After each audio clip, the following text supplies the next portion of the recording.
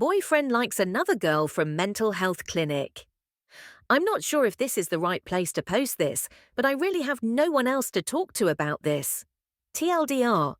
Boyfriend of 10 years fell for another girl in his mental health partial hospitalization program while in a very emotionally vulnerable state. He's never liked another girl even slightly in our years together before this. Now I am trying to figure out if we can recover from this, and if it means anything or was just an exceptional circumstance that he will move on from. My 25F boyfriend, 25M, have been dating for 10 years, since high school. The last few years have been extremely difficult for him, with a slew of mental health problems. It got to the point where he was unable to go to work, which he did not tell me about up front, but we were eventually able to move past that when he agreed to start full-time treatment and take a leave of absence from work. Fast forward to approximately 5 months in the program, he's transitioning from full-time to part-time treatment. Everything seems to be going pretty well, but he's definitely extremely anxious about his return to work, afraid he won't be able to cope with his work anxiety and other issues. He returns to work. Things seem to be going really smoothly.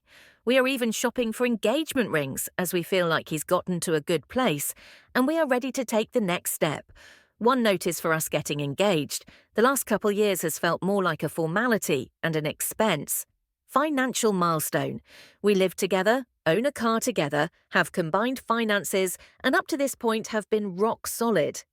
Then, one day while we are home visiting family, he calls me and sounds terribly nervous. My immediate thought is that he's been fired from his job, or that he doesn't plan on going back. However, he ends up telling me that he's been kicked out of his treatment program for contacting another patient. A female patient. Long story short, it comes out that the reason he contacted her is because he felt she was coming on to him very strongly. Flirting with him, even thought they're both in relationships. He tells her that he is starting to have a crush on her and that he thinks it would be better if they stopped talking in treatment, as it is distracting him, and he is very uncomfortable with the feelings he's developing. She tells him that she actually did not have those types of feelings for him and blocks him. The next day he tells the staff and they kick him out immediately. Part of me wonders if she told them first. I can imagine this could be very uncomfortable for her. The thing is, getting kicked out of the program has been extremely hard for him. He was already mourning losing all of his friends in the program, but now he is saying he is still mourning what feels like the loss of this girl's attention, and that while he doesn't have any sexual feelings for her, he feels like they had an emotional connection. I really struggle with this because he really does not have any friends besides me. Not healthy, I know. He tends to isolate due to depression. And I want to tell myself that this was a very unique circumstance that he will get over. But I also can't help feeling insecure and betrayed. He swears that when the therapist asked him if he was looking for something outside of the relationship due to something he was lacking, he came up with no ideas, and that this had nothing to do with his feelings about me. And I do feel that he is emotionally starved for connection outside of our relationship. But I really don't know what to think about this. The whole thing doesn't seem normal. And it makes me wonder if this was just another one of his obsessions that happened to be focused on a girl, or if this was his brain's way of coming up with a distraction from his immense stress. His therapist mentioned this as a possibility, but it's just odd to me how unusually attached he got to some girl who didn't even like him, just because she listened to his problems and had a few things in common with him. Did he cheat? Is our relationship doomed? I know we need therapy, together and separately, and I couldn't possibly include every detail in this already long post. But is this recoverable? Signed, Very Confused Girl. Story 2, Not Sure What to Do. I, 45M, have been married to my wife, 44F, for just shy of 20 years. I discovered her cheating with a guy that we both knew who worked at a place that we both frequently hang out several months ago, and she, reluctantly, I think, ended it with this guy. We worked it out and our relationship actually got better for a while. We were both more attentive, affectionate and all that. It was one of those situations where we came out stronger after adversity. I had no reason to believe this had ever happened before, but I became more vigilant because it shook me pretty badly. She's outgoing and flirty and always has been, so I was always accepting of a little at a borderline behavior from other guys around, but I never worried about any of them. After this incident, I started keeping tabs, snooping or doing reconnaissance, depending on your point of view, on her text and social media activity, but really acting in an untrusting way. I noticed she was keeping her phone close a lot more since then, so I got suspicious. Long story shorter, she's now talking to a guy on Snapchat, a random stranger as far as I can tell. She is carrying on the same sexual conversations as she did before, and they are planning a meetup at a hotel strictly for sex. I'm gathering date/time/location still. My question is, how do I handle this? My thoughts are that this meeting may never happen since he is married and lives in the next state, so there is more than 1 hour travel for a halfway meet. So, do I just wait it out to see, or do I confront now? Or do I confirm the details and show up there to catch them in the act? Or let it happen, document it, then confront so I have more ammo in a divorce proceeding? I am normally a very rational and logical person, but for the life of me, I can't think straight on this.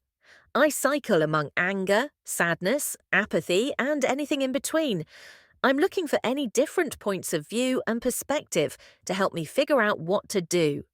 She has no clue I know anything about this. One more note, we have 12-year-old daughter and a house we just bought that neither of us could afford on our own.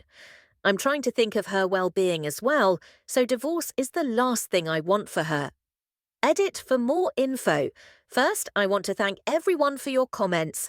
You've given me a lot to think about, and most of the advice is great. I'm doubtful I'll get to reply to many, but I will have read them all.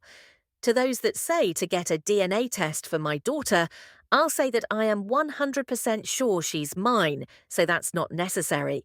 To those that say to get an STI panel for me, 100% I'm doing that. I have photo evidence of many of the conversations, including pictures, and I'm still gathering more. I can't present anything to the new guy's wife since I only have a generic Snapchat username and a general idea of where he lives, but the previous guy, we know his wife pretty well too. Top comments.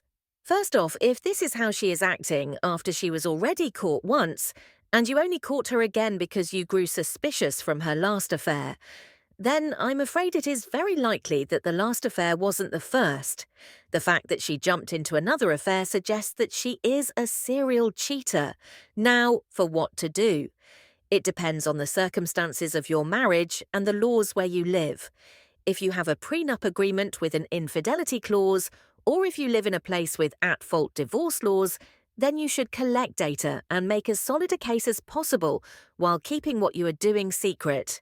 However, if there is no prenup and no at-fault laws, then I would confront her immediately. Have some evidence on hand and don't let her manipulate the situation. Make sure that all family and friends know what she did. Even if you don't want to harm her reputation, it is common for cheaters to turn the narrative around to make you into the bad guy. So, the best way to protect yourself is to get the truth out first. Unfortunately, since she is probably a serial cheater, there isn't much chance of her changing her ways.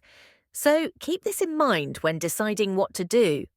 Counselling is great, but counselling with a serial cheater is usually pointless. They have a tendency to be great actors and manipulate the situation. You will likely find yourself being accused of being a shit partner, and somehow all the responsibility of her cheating will seem to fall on you. Anyways, this is my advice as someone who has already been where you are, minus the kid. Good luck and keep us updated. We will help you through this as best we can. Second comment. Showing up to catch them yourself puts you in a precarious emotional and thus legal situation, where losing your temper could end up with you in jail. If you do that, bring a friend to help document and keep you from doing something in the heat of the moment you regret. I too am rational and logical. However, in a similar situation of catching them, I found myself in handcuffs for a short time. The meeting may never happen, but planning for another affair is enough to let you know that you don't want to live with this the rest of your life. See a lawyer, get their advice on the best way to proceed with a divorce and gathering information. Have the papers served at the hotel is always a nice touch, but in the meanwhile, focus on your daughter. Her well-being is dependent more on your emotional health and happiness than being in a house you just bought.